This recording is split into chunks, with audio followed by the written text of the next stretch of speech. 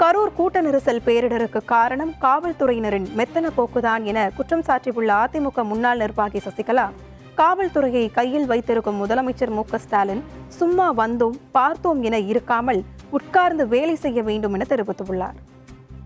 இந்த அரசாங்கத்துக்கிட்ட, திமுக அரசாங்கத்திட்ட இதெல்லாம் எதிர்பார்க்கவே முடியாது. ஏன்னா அவங்க அதெல்லாம் சரிவர எதையுமே பாக்குறது இல்ல. அப்படிதான் இந்த 4.5 வருஷமா இந்த அரசாங்கம் நடந்துகிட்டு இருக்கு. அதனுடைய வெளிப்பாடு இந்த இடத்துலயும் தெரிஞ்சுது.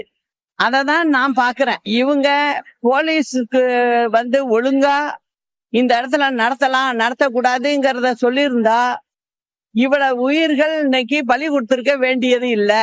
இது காவல்துறையினுடைய மெத்தன போக்குதான் இதுக்கு முதல் காரணம். அந்த காவல்துறைய கையில வச்சிருக்கிற முதலமைச்சர் சும்மா வந்தோம் பார்த்தோம் போனோம்னு இருக்கிறதுக்கு இல்ல. அவரை பொறுத்த வரைக்கும் உக்காந்து வேலை செய்யணும். நான் திரும்ப அதான் சொல்லிக்கிட்டு இருக்கேன். இன்னைக்கு கிட்டத்தட்ட 40 உயிரை பறி கொடுத்துட்டு இருக்கோம்.